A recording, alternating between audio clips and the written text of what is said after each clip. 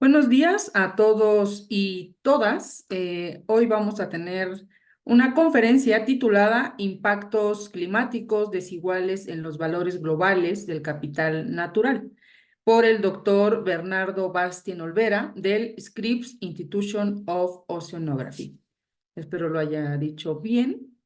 Voy a permitirme leer su semblanza. El doctor Bernardo Bastien Olvera es especialista en la investigación y comunicación multidisciplinaria de cambio climático.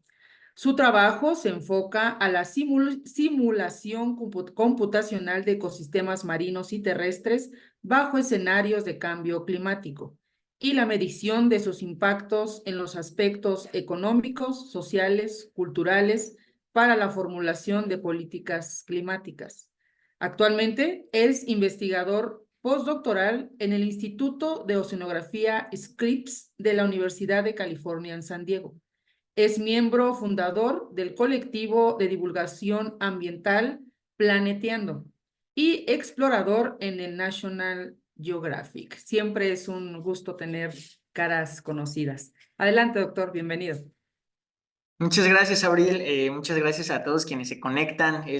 Sí, realmente un placer estar aquí en el Pink, donde pues uno se siente en casa, porque es donde empecé realmente con mi camino de cambio climático. Entonces, pues gracias por esta invitación y hoy les vengo a platicar sobre eh, mi más reciente artículo que estuve liderando junto con colegas de la Universidad de California en Davis, colegas de la Universidad de Fordham en Nueva York y también de la Universidad de Milano en Italia. Eh, y entonces, bueno, ya dijeron el título de esta investigación y les voy a presentar más o menos cómo va a ser el mapa mental de lo que hicimos en esta investigación. En esta investigación investigamos cómo los procesos de cambio climático y economía, algunos de estos procesos están interactuando entre sí. Los procesos que investigamos es, bueno, cómo el cambio climático está desplazando los ecosistemas a lo largo y ancho del mundo, cómo este desplazamiento de ecosistemas también lo que causa es una pérdida de valores de uso y de no uso de la naturaleza, ¿no? O sea, causa también una pérdida en lo que valoramos y cómo esta pérdida de valores tiene un impacto, a su vez, en la macroeconomía y en los servicios ambientales de cada uno de los países del mundo. Entonces, este es como el mapa mental para que nos vaya guiando en esta plática. Los métodos que utilicé, brevemente vamos a ahondar en ellos, pero bueno, para investigar esta parte de cambio climático, lo hicimos a través de 4 modelos climáticos y 3 escenarios de emisiones, que con eso se proyectaron el desplazamiento de ecosistemas utilizando 3 modelos dinámicos de vegetación global, modelos desde la ecología, de cómo se mueven los ecosistemas a lo largo del siglo con la pérdida de valores de uso y no uso. Ese análisis lo hicimos con un método de Machine Learning llamado Random Forest y métricas de capital natural del Banco Mundial. Y al final esto lo acoplamos con un modelo macroeconómico que representa 162 países. Y pues también brevemente vámonos, en esta primer diapositiva les voy a enseñar pues a lo que vamos a llegar nuevamente al final, pero pues para que se vayan dando una idea de los resultados, vimos que los servicios ambientales en promedio alrededor del mundo, debido a este desplazamiento de ecosistemas únicamente, disminuirán en un 9% a nivel global. Y de hecho, para México, estos servicios ambientales, los beneficios que nos da la naturaleza disminuirán 15% a finales de siglo, solo por este desplazamiento de ecosistemas. ¿Y eso qué impacto tiene en la macroeconomía? Bueno, pues calculamos que la economía de mercado disminuirá un 1.5% debido únicamente a este desplazamiento de ecosistemas. Pero este impacto económico eh, se distribuye de manera desigual, por eso el título de esta plática y el título de este artículo, de manera desigual, de forma que el 50% de los países de menores ingresos, 50% de los países más pobres, sufren el 90% de los impactos debido a este desplazamiento. Y el 10% más rico del mundo sufrirá solo el 2% de los impactos. Entonces, lo que estamos aquí descubriendo es otro mecanismo regresivo de impactos climáticos en la sociedad. Y bueno, todo esto, como les decía, está publicado en el artículo titulado Unequal Climate Impacts on Global Values of Natural Capital, publicado pues hace menos de un mes en la revista Nature, que es de acceso abierto y pues pueden consultar cualquiera de ustedes en cualquier parte del mundo sin necesidad de alguna suscripción o pagar nada por el estilo, que también fue parte esencial de lo que estuvimos pues luchándole, ¿no? Para que pudiera ser utilizado este modelo por más personas. Entonces, pues empecemos con la primera parte de esta investigación, que es cómo el cambio climático desplaza a los ecosistemas.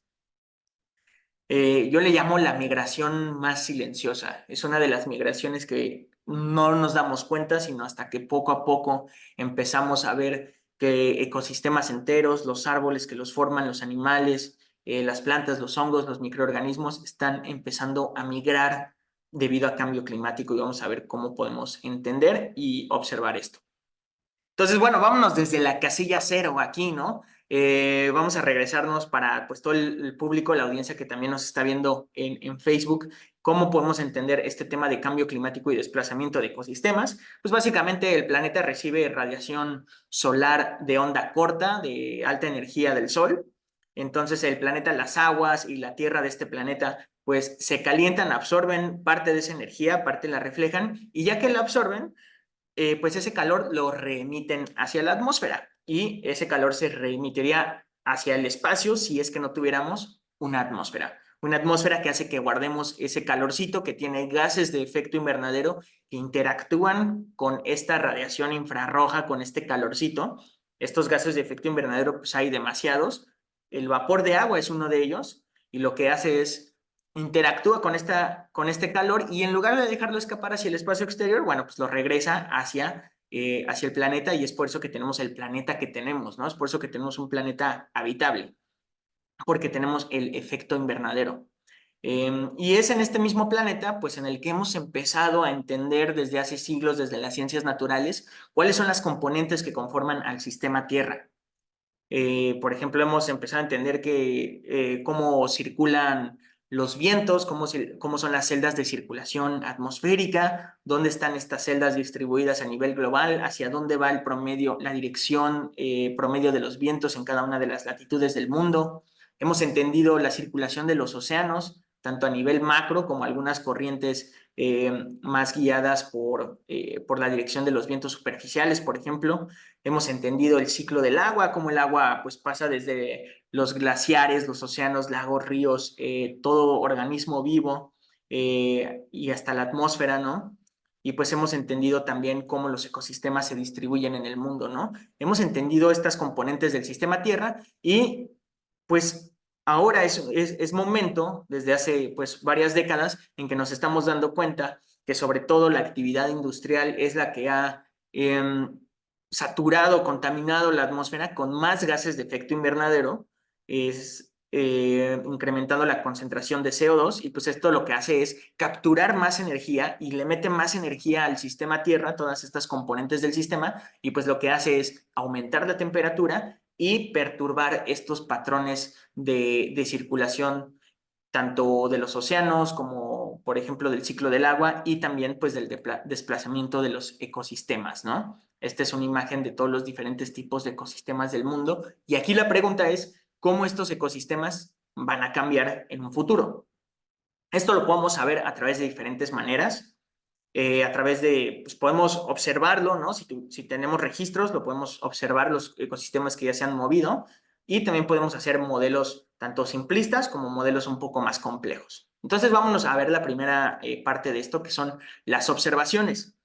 Esta es una ilustración, la que estoy mostrando del lado derecho, hecha por Alexander von Humboldt en 1807, una ilustración que se llama Tableau Physique, de hecho es una parte de esta ilustración, y lo que vemos aquí es el monte Chimborazo en Ecuador, y vemos, si pudiéramos hacer un zoom in, si pudiéramos hacer un acercamiento a todas estas como palabras, si se fijan, esta ilustración tiene aquí ciertas palabras y también tiene registrada la altura. Podemos ver que Humboldt, junto con su colega botánico que escalaron este monte, fueron registrando a cada altura qué especies había. Y esto fue pues hace más de 200 años, ¿no? Y debido a que tenemos este registro de cómo las especies de plantas se distribuían a la altura del Monte Chimborazo en Ecuador, pues después lo que podemos hacer o lo que se ha hecho en décadas recientes es, pues a través ahora no solo de trabajo de campo, sino de imágenes de satélite, se ha, por ejemplo, vuelto a registrar cómo estas especies se han movido o no. Y ha habido investigaciones, pues, que te dicen, pues así estaba en 1802 cuando lo registró Humboldt, hasta acá llegaba este tipo de ecosistemas, y ahora en el 2012 lo que vemos es que estos ecosistemas, de hecho, la frontera, la línea de los árboles ha subido más por el cambio climático. Ha habido mucha conversión de ecosistemas a tierras de cultivo y la altura del glaciar ha subido, ¿no? Entonces, debido a que tenemos estas observaciones, que bueno, el caso de Humboldt es un caso extremo porque se tiene, es uno de los registros más antiguos, pero debido a que hemos seguido con estos registros y observaciones a lo largo del mundo, hoy podemos identificar varios lugares a través del planeta donde se ha registrado este movimiento hacia montaña arriba y hacia latitudes más altas, o sea, hacia el norte, hacia los polos norte y sur, porque el planeta se está calentando y entonces las plantas buscan sus nichos ecológicos donde puedan sobrevivir o nichos climáticos. Este es un mapa en el último reporte del IPCC, donde compilan todos los lugares donde se ha observado un cambio en los ecosistemas. Una pérdida de ecosistemas, en muy pocos de ellos una ganancia también. En latitudes más altas se han ganado ecosistemas que suben hacia los polos o un cambio de estos ecosistemas. Entonces, imagínense, ya tenemos docenas y docenas de estudios que nos dicen que esta migración ya está sucediendo, ya el bosque está siendo reemplazado por pastizales en algunos casos simplemente se está encogiendo, bosques tropicales reemplazan a templados, etcétera. Ahorita lo vamos a ver más a profundidad. Y pues en este estudio, en estas observaciones, lo que hemos visto, pues hemos aprendido demasiadas cosas, pues que las plantas y los bosques necesitan cierto patrón de temperaturas al año, ciertas lluvias, la concentración de CO2, pues las plantas, digamos, necesitan CO2 para su alimento, para crecer. También el tipo de suelo depende mucho cómo crecen las plantas, ¿no? Los nutrientes que le da, la elevación, la inclinación del terreno, actividades humanas cercanas, pues también determinan cómo se va formando el espacio. Y pues también no solo variables del entorno, sino procesos del ecosistema mismo, que son como dispersión de semillas, velocidad de cómo van creciendo los bosques y competencia misma entre las especies hacen que eh, que estos bosques se desplacen, ¿no? Hacia otras latitudes o hacia otros lugares. Y entonces, pues con estas observaciones nosotros ya podemos crear modelos numéricos, modelos computacionales que nos digan, bueno, ¿cómo va a cambiar esto a futuro? Ya lo observamos, ahora queremos proyectarlo.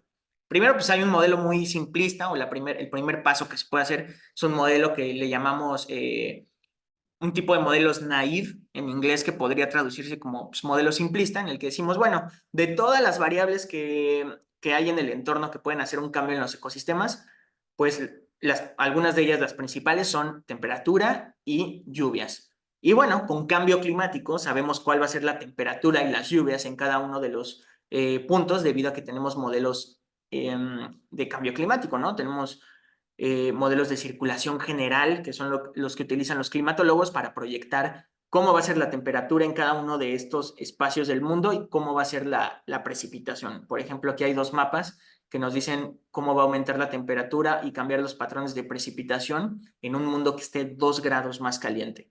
Y entonces podemos decir, bueno, ¿cómo reaccionarían nuestros ecosistemas a este tipo de distribución de temperatura y precipitación? Pero podemos irnos mucho más allá, podemos no solo tomar en cuenta temperatura y lluvia, sino tomar en cuenta todas las otras variables que también son importantes para estos modelos y crear entonces lo que son modelos numéricos. Aquí en la izquierda es una representación de un modelo dinámico de vegetación global, en el cual cada uno de estos como globitos que aparecen ahí es un tipo de planta que tiene codificado en sí cómo esta planta va a crecer dependiendo de la temperatura que hay a lo largo del año, de la precipitación, de los patrones de precipitación en las temporadas, de qué otras plantas hay en medio, alrededor de ella, cómo compite con esas otras plantas, qué tipo de suelo hay.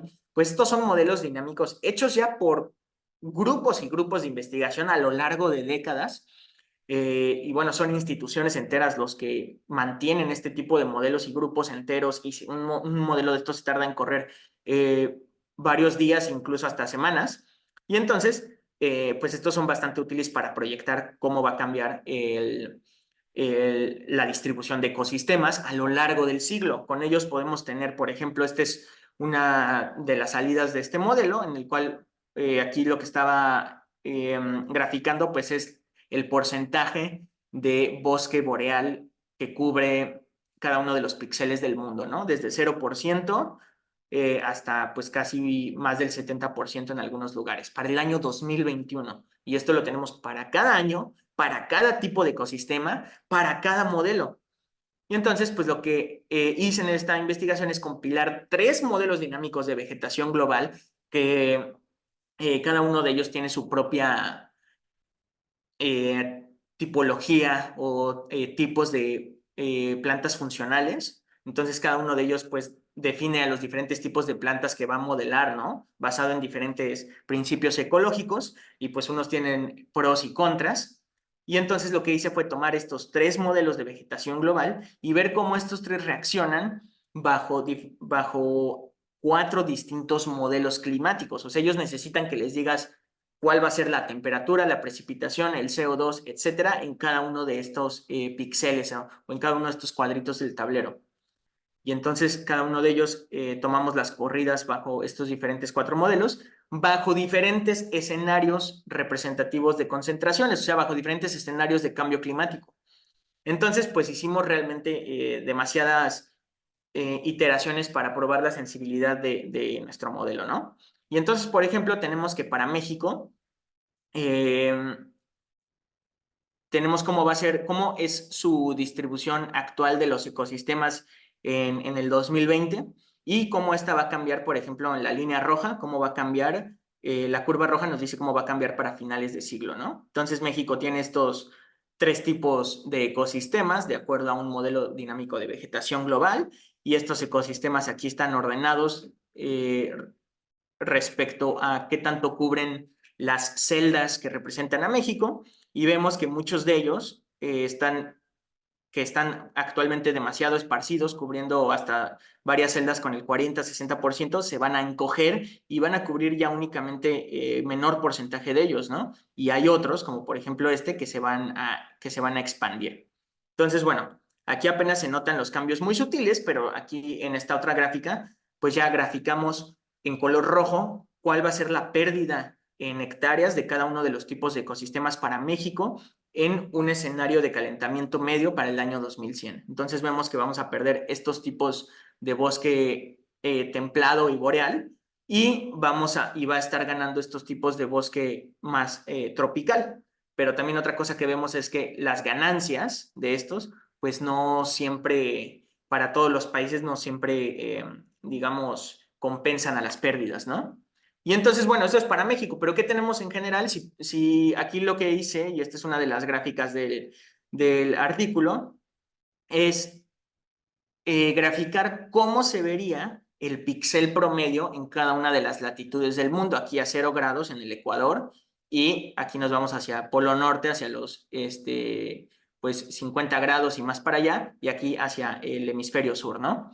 Y entonces aquí vemos en promedio cada uno de estos píxeles. Por ejemplo, en el Ecuador está cubierto hasta un 75%, luego baja el promedio de cobertura de píxel, pues esto es lo que estamos viendo aquí, son los desiertos, y luego vuelve a subir, ¿no? Y los diferentes colores representan diferentes tipos de ecosistema: tropical, templado y boreal, ¿no? Y lo que vemos aquí en esta otra gráfica es cómo estos ecosistemas van a migrar, o cuál va a ser el cambio de estos ecosistemas para el año 2100. A la derecha está aquellos ecosistemas que ganan, y a la izquierda aquellos ecosistemas que pierden territorio, ¿no? Entonces, esto en promedio. Vemos que van a migrar hacia los polos y montaña arriba. Y el total de área cubierta, esta es una gráfica de, bueno, más allá de cuánto van a migrar, cuánto va a cambiar su cobertura, independientemente de qué ecosistema haya, va a cambiar la cobertura de vegetación para el año 2100, y pues vemos que para la mayoría de los lugares sí va a cambiar, va a disminuir, excepto para algunos de latitudes más altas, y pues para algunos otros lugares, ¿no? Pero en general sí va a haber muchos cambios y pues también va a haber un aumento, de hecho, en el contenido de carbón en la vegetación, porque pues también estamos tomando en cuenta lo que los ecólogos llaman fertilización por CO2, ¿no? Que es pues las plantas tienen más comida, entre comillas, en el ambiente, entonces pues van a crecer más, va a haber más contenido de carbono, pero pues van a cubrir mucho menos espacio, ¿no? Y entonces pues estos son los patrones globales de vegetación que tenemos. Y pues así acaba esta primer parte, ¿no? Que es cómo cambio climático va a desplazar ecosistemas, pues resolvimos esta parte, ¿no? Compilamos estos estudios. Y ahora, ¿cómo el desplazamiento de ecosistemas nos importa a nosotros? ¿Cómo nosotros perdemos los valores que nos dan los ecosistemas? Entonces, pues vamos a esa otra sección y aquí parto desde una frase de la cual cuando comienzo a hablar de esto o en algunas pláticas más informales con amigos, con colegas de otras áreas, pues en otros lugares, una frase con la cual solemos partir, ¿no? Que nos dicen, no, es que la naturaleza es invaluable.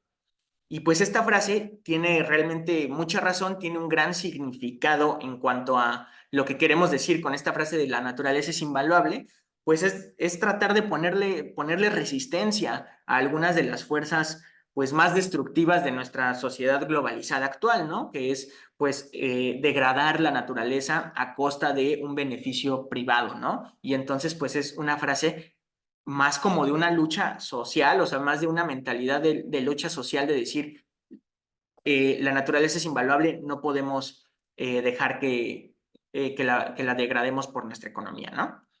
Pero bueno, esta frase con la cual estoy de acuerdo en este papel, cuando la llevamos a la frontera del conocimiento, cuando la llevamos al pensamiento académico de cómo valorar la naturaleza, no nos podemos quedar con esta frase así de simple, así de sencilla, ¿no? Sino que nos tenemos que preguntar más específicamente qué es lo que pensamos cuando pensamos que la naturaleza es invaluable. O sea, que sí tiene valor o tiene diferentes valores, pero que esos valores no son medibles, o sí son medibles, o sí sabemos que son infinitos, o no tenemos los métodos para poder medirlos o más bien estamos queriendo decir que esos valores de la naturaleza no son sustituibles con otros valores que tenemos en la sociedad. Y entonces, bueno, aquí surgen varias preguntas que ponen en el centro de la mesa el quehacer científico de los que nos dedicamos a esto, que es preguntarnos qué es el valor. En el libro The Value of Everything, por ejemplo, de Mariana Mazzucato, una gran economista actual, pues bien nos dice, ¿no? Que el concepto de valor ha estado pues, un poco relegado de la discusión actualmente en la economía y no es un concepto vivo, ¿no? Que cuando nosotros hablamos de teoría económica podamos decir, a ver, pero vamos a, antes que nada definir valor, sino ya lo damos por hecho que todos sabemos lo que es el valor y a partir de ahí hacemos nuestros modelos, pero no, en este lo estamos trayendo de nuevo al centro de la mesa. Un poco mi definición así en borrador de lo que es un valor, pues un objeto o una entidad tiene valor cuando su existencia o interacción con su entorno crea un estado del mundo preferible, al menos para alguien, que si no existiera. Esa es mi definición de valor que les comparto para pues tratar como de partir de algún punto, ¿no? Y pues los valores tienen diferentes características. Los valores siempre son referenciados al observador, a su cosmovisión, a su sistema ético, a sus experiencias. Por ejemplo, aquí les voy a empezar a compartir algunas imágenes de un documental en el cual participé llamado Bioguardianes, que también los invito a que en algún momento vayan a verlo, está en YouTube. Por ejemplo, en esta experiencia de grabar este documental, grabamos a la guacamaya roja en los Tuxtlas, Veracruz. ¿Y qué valor tiene para mí? Pues tiene un valor estético, un valor de que se veía hermoso, un valor sentimental, un valor de que pues también estaba a través de ella conociendo la cultura del lugar que estaba visitando, pero ese es un valor muy diferente al que tiene para, por ejemplo, los pobladores de Veracruz, que por ejemplo son muchos de ellos de los que conocimos en este trayecto, en esta aventura, pues tocan y bailan son jarocho, y pues para ellos la guacamaya también representa todo lo que representa, por ejemplo, el son de la guacamaya, todo lo que representa pues la cultura de ellos mismos, su propia manera de ver el mundo, incluso el cómo mueven las faldas las personas que bailan son jarocho, pues también incluso en algunas veces se trata de hacer imitando el vuelo de la guacamaya misma. Entonces, para ellos, pues esta guacamaya representa muchísimo más cosas tal vez que para los que nosotros visitamos desde afuera la guacamaya. Para el tlacuache, por ejemplo, la guacamaya puede significar alimento. Y es eso, ¿no? O sea, no tiene que tener un significado cultural, sino es un significado instrumental para el tlacuache, que es, pues, sobrevivir. Entonces, pues aquí vemos cómo el observador define lo que es el valor. Y también siempre surge de la interacción, ya sea física o mental, con esas entidades que valoramos, ¿no? Ya sea un consumo, una experiencia, una regulación o simplemente el beneficio mental que te da saber que algo existe. Por ejemplo, también de las cosas que fuimos a grabar fue este jarabe de achoque. El achoque es un animal, bueno, de lo que conocemos como el ajolote, ¿no? En la Ciudad de México. Pero bueno, esta es una especie o subespecie distinta que estaba en Pátzcuaro, en el lago de Pátzcuaro. Y lo que hacen ahí las monjas tradicionalmente es pues sacar de algún tipo, ¿no? De algún tipo de, pues de la babosidad o de algo, es algo muy místico, la receta en realidad no se sabe, pero se saca un jarabe que ayuda para, por ejemplo, problemas respiratorios. Entonces, pues nosotros al consumir este jarabe, pues hay una interacción con el achoque indirecta, de la cual nos da beneficios, ¿no? Pero también podemos interactuar con una experiencia como ir a visitar un bosque o también hay una interacción física que es de regulación, por ejemplo, los manglares, cómo detienen las tormentas y nos dan protección a las casas, ¿no? O a diferentes asentamientos. Pero también hay interacción simplemente de pensamiento, interacción mental. Por ejemplo, lo que valoramos de que los osos polares sigan existiendo. Tal vez de los aquí presentes no todos tengamos planes de pronto ir a ver un oso polar en su hábitat natural, pero tal vez sí muchos de nosotros valoramos que vivamos en un mundo donde los osos polares siguen pudiendo vivir y existir y tener un hábitat, ¿no? Y entonces pues también eso nos mueve. Y pues hay diferentes marcos de estudio para entender estos valores de la naturaleza. Uno de ellos, de hace más de 2 décadas que se empezó a implementar, es el marco de estudio de servicios ecosistémicos. De decir, pues la naturaleza es como un reservorio de servicios que nos ayuda a nosotros los humanos para diferentes tipos de componentes del bienestar. Entonces, estos servicios son de soporte, regulación, culturales, y entonces uno puede ir clasificando y entendiendo mejor estos valores, ¿no? Uno necesita como un marco de estudio. Pero pues actualmente ya el IPBES, que es como la plataforma, así como el IPCC estudia cambio climático, el IPBES estudia biodiversidad y servicios ecosistémicos, el IPBES lo que ha hecho es replantear este marco y incluir a comunidades locales y comunidades indígenas para decir, bueno, cómo podemos replantear y hacer un marco de referencia nuevo que incluya otras cosmovisiones, ¿no? No solo vivir de la naturaleza, sino vivir con la naturaleza, en la naturaleza o vivir siendo naturaleza, ¿no? ¿Cómo puede ayudarnos este nuevo marco a entender los diferentes servicios ecosistémicos? Entonces, pues con estos marcos ha habido muchos estudios primarios, es decir, ha habido muchos investigadores que van a campo, tienen este marco de referencia en su cabeza y estudian, por ejemplo, aquí el manglar, qué servicios ecosistémicos o qué valores de la naturaleza le da a la sociedad. Y entonces, pues van a este lugar en específico, a esta sociedad en específica, y empiezan a estudiar y a medir este tipo de valores. Y entonces, por ejemplo, lo que se ha hecho mucho en este ámbito de servicios ecosistémicos es eso, uno reporta muy bien esos valores, reporta las características de la sociedad, hace un artículo científico, cuantifica los beneficios por hectárea de manglar por año, por ejemplo, y lo publica. Esos son estudios primarios de servicios ecosistémicos. Pero también ha habido estudios secundarios o metaestudios que lo que hacen es compilar una base de datos de todos los estudios publicados, de todos los estudios primarios publicados por investigadores y hacen una base de datos donde cada observación, entre comillas, es una publicación en un artículo científico.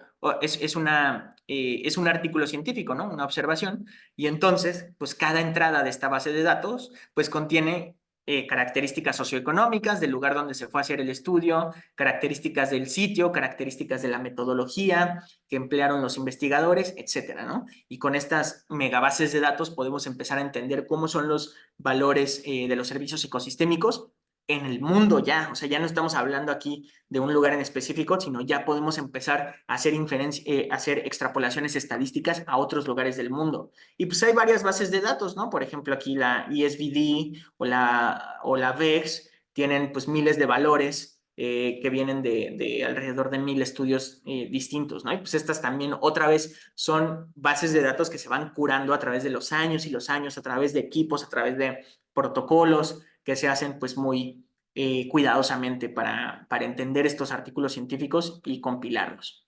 Y entonces con estas bases de datos y junto con las cuentas nacionales, es decir, por ejemplo, las estimaciones que tenemos en México, como el INEGI que hace de Producto Interno Bruto, de cuántas exportaciones hubo, de cuánto se vendió de esto, cuánto se invirtió en lo otro, cuánto creció nuestros diferentes factores de producción, etcétera. Con todas estas estimaciones que hace el INEGI y todos los organismos parecidos al INEGI, pero a lo largo del mundo, y con metaanálisis que emplean estas bases de datos, pues el Banco Mundial calcula otra vez a lo largo de varias décadas de trabajo eh, con bases de datos y con los responsables de cada país de estas cuentas nacionales a través de grupos de enfoque, a través de talleres, etcétera, calcula el capital natural por país, que es una métrica del flujo presente y futuro de los valores que nos dan los ecosistemas. Y entonces, pues tenemos que por país, a través de esta base de datos del Banco Mundial, tenemos cuál es el capital natural asociado a valores de mercado, asociado a recursos maderables en este sentido, y cuáles son los valores no mercantiles del capital natural.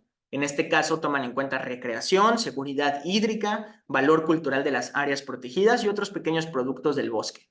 Entonces, simplemente estas 4 cosas son las que a las que se refiere el Banco Mundial cuando dice capital natural, cuando hay infinidad, como ya hemos visto, por ejemplo, en el caso de la guacamaya, infinidad eh, de valores que nos da un ecosistema. Pero bueno, aquí a nivel global y por país y de manera homogeneizada, tenemos estos tipos de valores, mercantiles y no mercantiles. Y aquí esta es una gráfica del artículo donde graficamos cada uno de estos círculos es un país y lo que graficamos es su capital natural de mercado en el eje Y su capital natural no mercantil en el eje X, como porcentaje del total de su riqueza, riqueza definida como capital manufacturado, infraestructura, por ejemplo, y capital humano.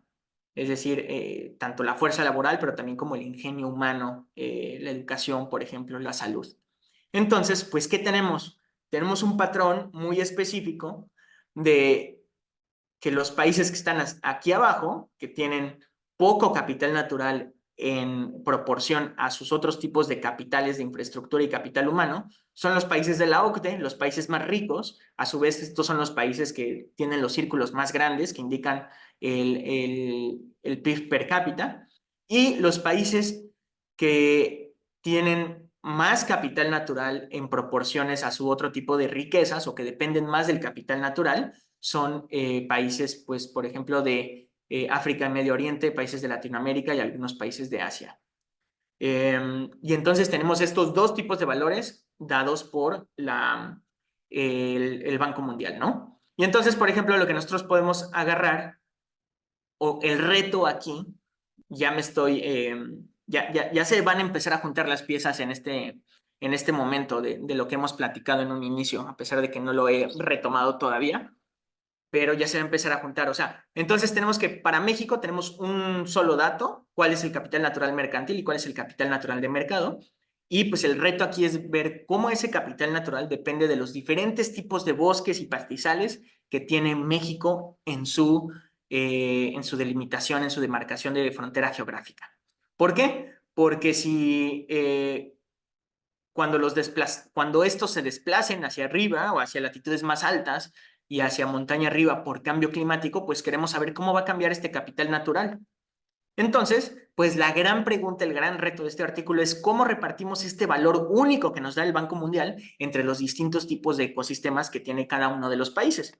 Y pues esto lo hicimos al extender una base de datos de servicios ecosistémicos, la que les dije que registra cada observación es un artículo científico publicado, y esta base de datos la extendimos para que no solo cada observación tuviera las características socioeconómicas, físicas, de servicios ecosistémicos de cada observación, sino que para que también tuviera cuál es la cobertura actual de los diferentes tipos de bosques según los modelos dinámicos de vegetación global que estamos usando, que les mostré en la sección anterior.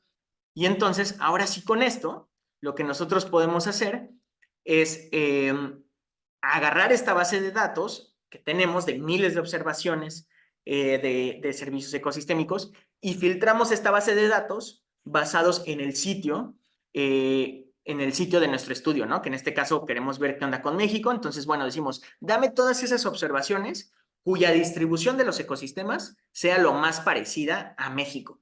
Entonces, hacemos ese filtro y le preguntamos a un modelo de Machine Learning llamado Random Forest o bosque aleatorio, que le decimos, mira, dada esta combinación de estudios que tiene esta distribución de ecosistemas, dime qué tan importante es cada uno de estos ecosistemas para el valor que le da la sociedad por hectárea, ¿no?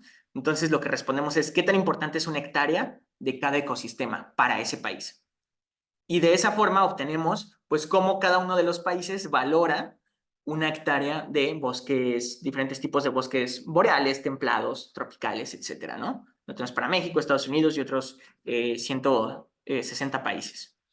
Y con esto, pues, obtenemos ahora sí una distribución de aquí, por ejemplo, cuáles son los beneficios por área, beneficios anuales de una unidad de área de ecosistema. En rojo están la distribución de los mercantiles y en azul los de no mercado. Y pues lo tenemos en dólares por hectárea por año, ¿no? Eh, y cada uno de estos puntos o estas cajitas que muestran eh, la, la distribución de la media, ¿no? Y los diferentes percentiles, cada uno de estos puntos es un país distinto, ¿no? Y entonces podemos ahora sí ver, pues bueno, para diferentes países de la OCDE, de Asia, de Europa del Este, Latinoamérica y Medio Oriente y África, de dónde están viniendo o qué tan importantes son los diferentes tipos de ecosistemas para su Producto Interno Bruto, ¿no? En cuanto a bienes totales de mercado. Y qué tan importantes son sus ecosistemas para todos los servicios que son no mercantiles, los servicios ecosistémicos, ¿no? Entonces aquí podemos ver, pues que por ejemplo para Latinoamérica son muchísimo más importantes estos tipos de bosques tropicales y por ejemplo para los países de Europa del Este, pues más bien son estos bosques templados. Entonces ahora sí podemos responder esta otra pregunta que es, pues, ¿qué va a pasar con el movimiento de este tipo de bosques? Y esto es lo que podemos, digamos, ya estamos en este punto de esta plática, ¿no? Y ahora pues sigue únicamente enchufarle esta última pieza, que es, pues ya que sabemos cómo el capital natural va a cambiar, pues cómo cómo vamos a poder estudiar el impacto macroeconómico ya de cada uno de los países a futuro. Y pues para dar este paso tenemos que sintetizar todo lo anterior, básicamente todo lo que aprendimos de cómo se reparte el capital natural, cómo se están moviendo los ecosistemas, cuál es el beneficio por unidad de área, lo ponemos en una caja sintética, en una ecuación, en una regresión estadística para cada uno de los países y obtenemos cuál es el porcentaje de disminución de capital natural por cada grado de calentamiento, eh, por cada grado de calentamiento. Entonces lo tenemos para cada uno de los países, es decir, en el futuro, cuando aumente el cambio climático grado por grado, décima de grado por décima de grado, ¿cuánto vamos a estar perdiendo de capital natural? ¿No? O dicho de otra forma, si evitamos un grado más de calentamiento, ¿cuánto vamos a estar ganando en capital natural? Entonces, bueno, esto es lo que sintetizamos y junto con nuestras métricas actuales del capital natural, pues ya la podemos combinar con esto de cómo va a cambiar a futuro y podemos hacer unos modelos de evaluación integrada que nos digan cómo el capital natural va a cambiar.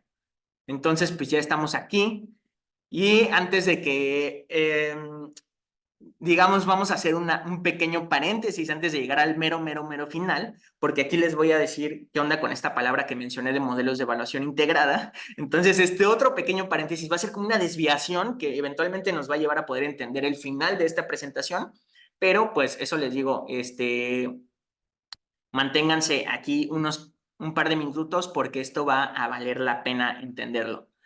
Entonces empieza este pequeño paréntesis. ¿Qué es un modelo de evaluación integrada? Un modelo de evaluación integrada básicamente solo es como un puente entre dos campos de estudio. En este caso nos interesa un puente entre la ciencia climática y la ciencia económica. El primer modelo de estos fue hecho en los 70 por William Nordhaus. De hecho, gracias a este modelo ganó el Premio Nobel de Economía en el 2018, el modelo TICE, así se llama. Y pues este modelo, básicamente las componentes de este modelo en el lado económico, pues tiene una teoría de cómo funciona la economía, ¿no? Los factores de producción se combinan para producir servicios y bienes que son consumidos por las personas y esta misma producción de servicios y bienes de mercado, pues libera, ¿no? Gases de efecto invernadero que entran a la atmósfera, parte de ellos son absorbidos por los océanos, otra parte por el suelo, entra todo el ciclo del carbón, pero la parte de CO2 o de gases de efecto invernadero que se mantiene en la atmósfera hace que se caliente nuestro planeta y este calentamiento de nuestro planeta impacta a la economía de mercado de los países. Este es, a grandes rasgos, el modelo DICE, el modelo de Nordhaus, ¿no? Y, pues, o sea, si se fijan, es un modelo o sea, muy sencillo que sintetiza demasiadas cosas desde el lado climático y desde el lado económico, y por lo mismo que es tan sencillo, pues es muy poderoso para hacer política climática, ¿no? Porque simplemente dices, si aumenta tantos grados la temperatura, ¿cuál va a ser el impacto en la economía de mercado, ¿no? Entonces, esta fue como la idea inicial de los modelos de evaluación integrada. Y pues es tan poderosa que se ha calculado demasiadas métricas de política climática, como los impuestos al carbono, vienen de este tipo de modelos. No voy a ahondar tanto de qué onda con este tipo de métricas, pero bueno, están en todos lados y por eso estos modelos son muy importantes porque si cambias esta métrica, básicamente estás cambiando cómo están funcionando las métricas de muchos planes de desarrollo y planes de mitigación de gases de efecto invernadero. Pero muchas veces, ya que empezamos a utilizar estos modelos y a empezar a utilizar métricas de política climática, lo que creemos es que este impuesto al carbono, este costo social del carbono, está midiendo los impactos evitados en el bienestar humano. Pero una vez que vemos ya más en acercamiento lo que realmente están midiendo estos modelos es que solo están midiendo impactos en uno de los componentes del bienestar humano, que son los componentes de mercado, ¿no? Que sí, como veíamos, hay cosas que podemos comprar, intercambiar por dinero que están en el mercado, como este jarabe de achoque que nos da bienestar a nosotros como humanos, pero hay cosas que no tienen un precio de mercado o no están en los mercados, como salidas al bosque, ¿no? O simplemente el beneficio mental que nos da el valor de existencia de ciertas especies. Eh, y entonces, bueno, pues este tipo de valores, pues no están tomados en cuenta en los modelos integrados, ¿no? Usualmente, sino que pues a veces se trata de integrar haciendo cuál sería la pérdida equivalente en valores de mercado si perdemos esto, pero pues este tipo de ejercicios pues realmente son muy parciales, toman en cuenta muy solo uno o dos servicios ecosistémicos o valores de no usos, son basados en ciencia de los 90 y pues a veces son realmente muy ad hoc a lo que se necesita en ese momento y solo lo hacen pues para decir que lo hicieron, ¿no? Entonces, pues esto es lo que nosotros tratamos de mejorar, ¿no? De decir, no, o sea, los servicios ecosistémicos y los valores de no uso tienen que ser tomados en cuenta por sí mismos, ¿no? Tienen que ser tomados en cuenta de manera separada, porque estos no son perfectamente sustituibles entre sí, ¿no? No va a haber cantidad de dinero que le puedas dar a alguien por intercambiar, por ejemplo, todas sus caminatas que va a tener en el bosque, ¿no? A esto nos referimos cuando no hay una sustitución perfecta entre estos componentes del bienestar. Y pues en la teoría económica todos los componentes del bienestar vienen de un almacén de riqueza y así se ha modelado la macroeconomía, diciendo, bueno, pues tenemos riqueza o capital manufacturado, capital humano, como les decía, y capital natural, que se ha quedado olvidado en años recientes, o más bien se ha quedado olvidado se quedó olvidado, digamos, en la parte de la economía neoclásica, ¿no? De ese pensamiento, de esa rama del pensamiento económico que ha permeado actualmente a la sociedad, pero pues en la economía ambiental últimamente hemos tratado de regresar a esta parte de decir, no, pues, o sea, no podemos crecer a infinito, o sea, también hay algo o sea, que tiene pues barreras físicas, que tenemos que cuidarlo, que tenemos que regenerarlo, que pues es la naturaleza, ¿no? Y entonces, pues hay ecuaciones que nos dicen cómo estos tipos de capital nos dan los diferentes componentes del bienestar, ¿no? Y cómo el cambio climático afecta no solo los bienes de consumo de mercado, sino afecta el capital natural y por ende afecta pues bienes de consumo, bienes mercantiles de consumo, pero también servicios ecosistémicos y valores de no uso. Y entonces nosotros pasamos del modelo DICE convencional, ¿no? Este modelo que les contaba de Nordhaus, que le hizo ganar el premio Nobel en 2018, al modelo Green DICE o el DICE verde, que es, pues, que es con capital natural y con diferentes componentes del bienestar. Y bueno, ese fue un artículo que publicamos en el 2021, ahí lo pueden ver, publicamos que tiene grandes efectos en, por ejemplo, cosas como el costo social del carbono o los impuestos al carbono.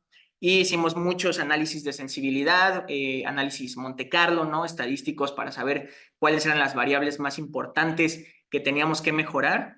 Y lo que vimos es que tenía que la variable como más a la que este modelo es más sensible es la variable de impactos al capital natural. ¿Cómo estamos midiendo los impactos del clima a la naturaleza? Eso era lo que necesitábamos investigar después. Entonces, por eso iniciamos, pues ahora sí regresamos a este artículo publicado en 2023, al artículo que nos trae aquí mismo, que pues es de, bueno, por eso hicimos todo este relajo de incluir modelos climáticos, ecológicos y de capital natural para mejorar esa métrica, ¿no? Que sabíamos que debía mejorar.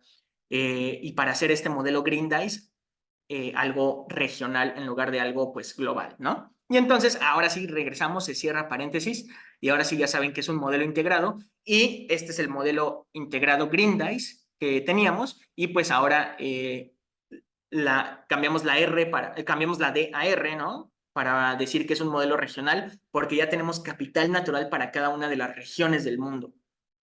Entonces ya sabemos cómo el cambio climático va a afectar a los diferentes capitales naturales, digamos, dada la mejor ciencia que tenemos disponible en cuanto a modelos ecológicos, y también sabemos cómo el capital natural en cada uno de estos países contribuye al Producto Interno Bruto y a los servicios ecosistémicos no mercantiles, porque tenemos este trabajo del Banco Mundial, ¿no? Que ya les he mencionado. Entonces, pues ahora sí, el gran resultado de toda esta investigación es que ya contamos con un modelo climático integrado global con capital natural.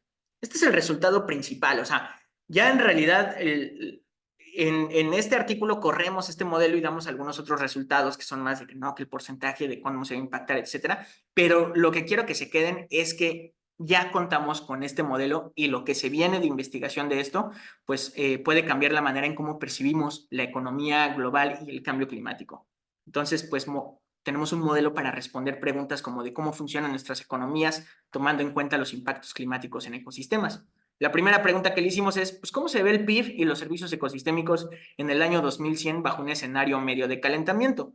Entonces, corrimos este modelo bajo el escenario SCP-2 4.5, que alrededor se traduce en un calentamiento global de 2.6 grados Celsius para finales de siglo, y lo comparamos a cómo sería el PIB y los servicios ecosistémicos en una simulación de línea base, en el cual tenemos el mismo modelo, pero sin ningún impacto climático dañando el capital natural.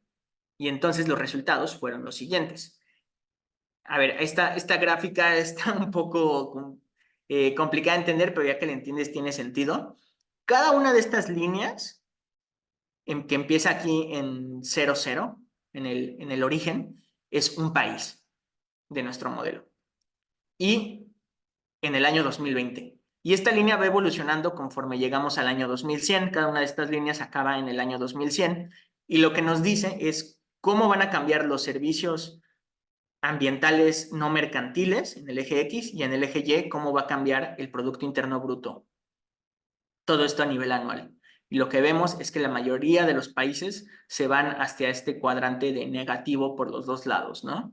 Que van a tener una afectación tanto en sus servicios ecosistémicos para finales del año 2100 como en sus servicios ambientales. Y aquí se puede, como en su Producto Interno Bruto. El promedio, el promedio del cambio de los servicios ecosistémicos para el año 2100 es de menos 9%, ¿no? Los servicios ecosistémicos se disminuirán en 9% debido solo a este desplazamiento y el PIB se disminuirá alrededor de 1.3% debido solo a este desplazamiento de ecosistemas.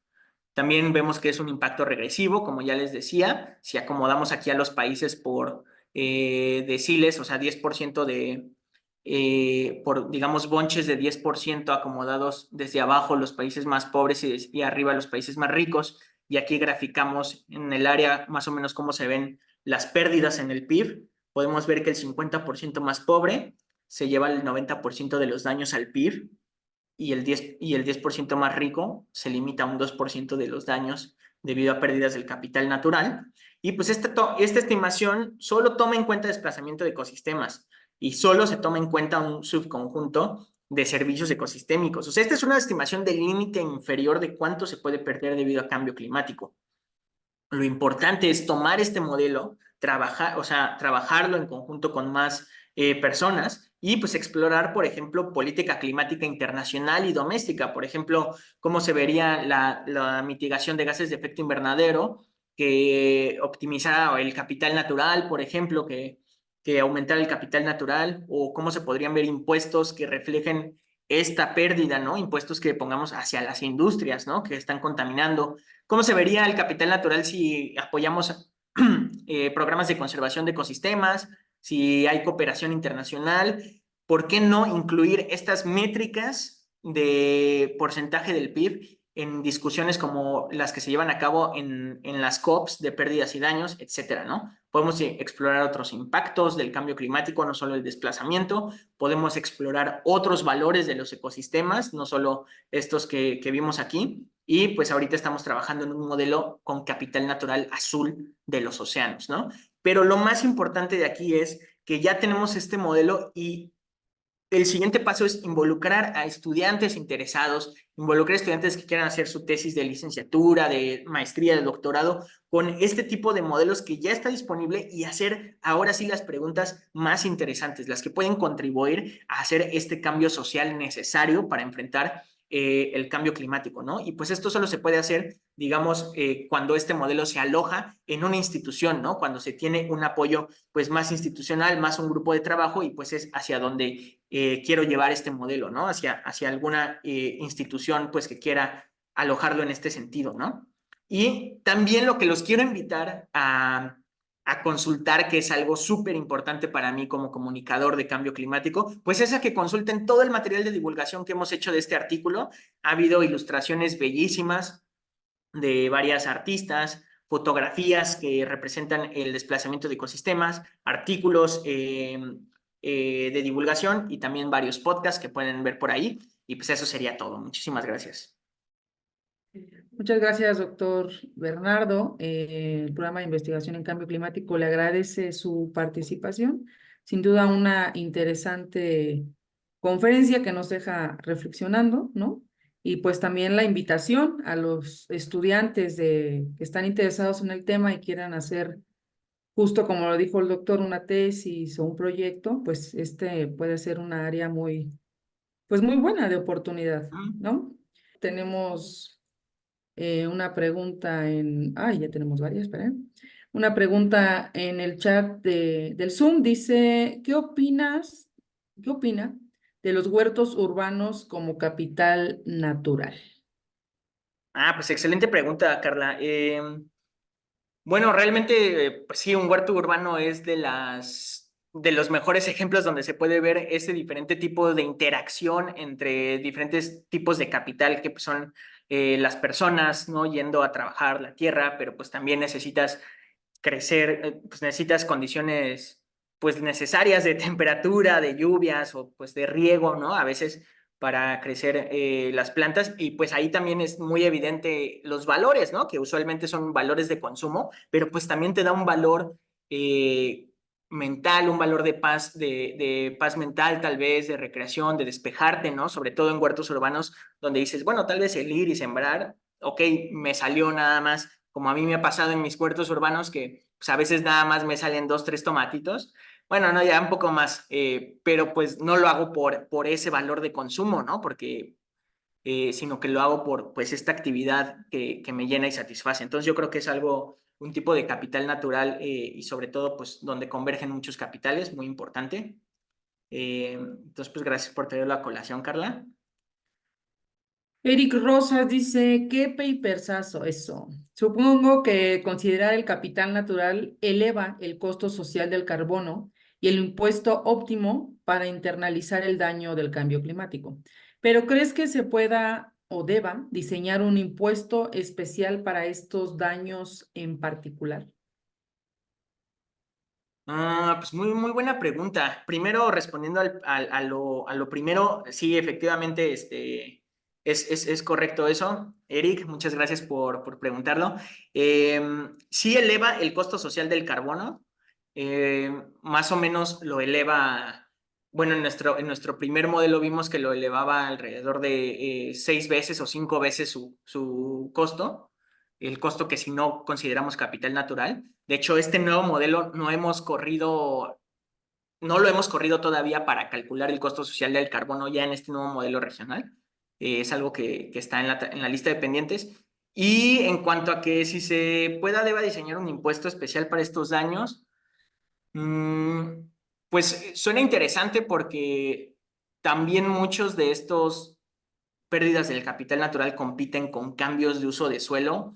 O sea, si queremos atacar el problema, no solo desde el aspecto de cómo el cambio climático va a dañar esto, sino también como otras actividades pues, antropogénicas, yo creo que sí podríamos pensar en otro tipo de impuestos o tal vez o no impuestos, sino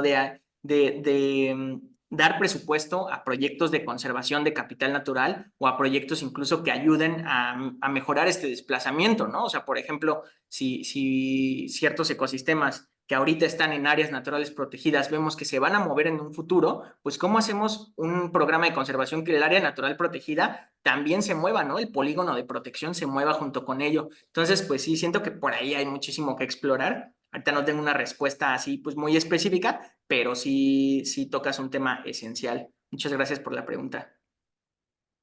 Y en nuestras redes sociales dice José Colina, excelente ponencia. Y preguntan cuáles son los retos, ventajas o desventajas de los modelo o modelos que mencionaste.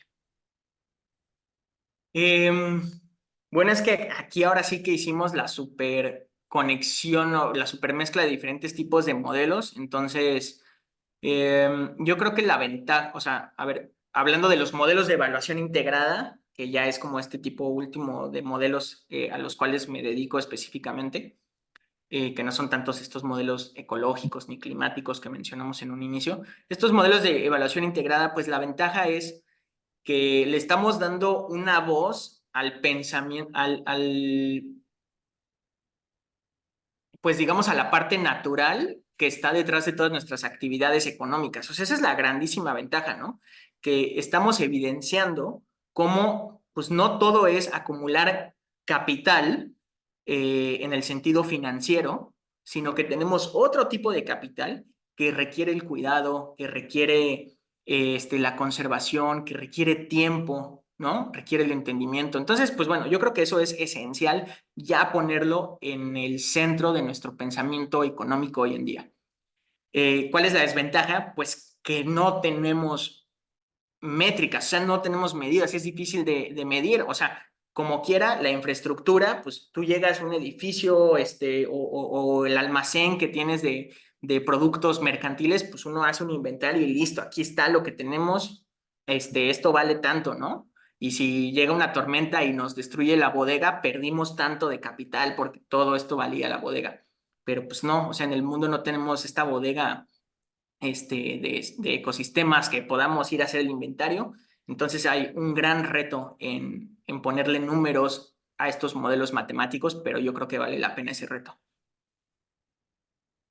Muchas gracias, doctor. Dice Marciel Linares, excelente ponencia. Tenemos también Gracias, varios Marcial. mensajes del Facebook, que también muy buena ponencia. Dice Oscar Calva, ¿cómo se le da un valor económico a la biodiversidad, a los osos polares, por ejemplo, o a la fauna en México?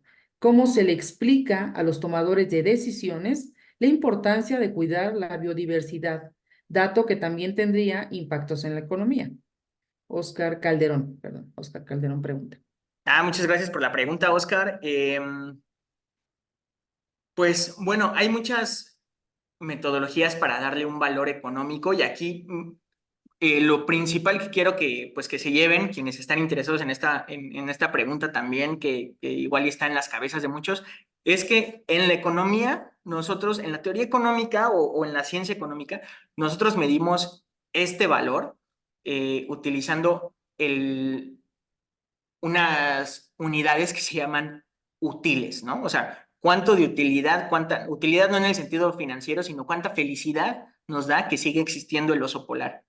Cuando nosotros tenemos valores económicos, nosotros no pensamos en valores monetarios, ¿no? O sea, que esa es una de las grandes confusiones, ¿no? Que cuando a veces decimos, no, es que el valor económico de esto, muchas veces o sea, este ha sido pues históricamente un mensaje que no se le ha dado también desde la economía a la sociedad, ¿no? Que es decir, el valor económico no tiene que ver con un valor monetario y no tiene que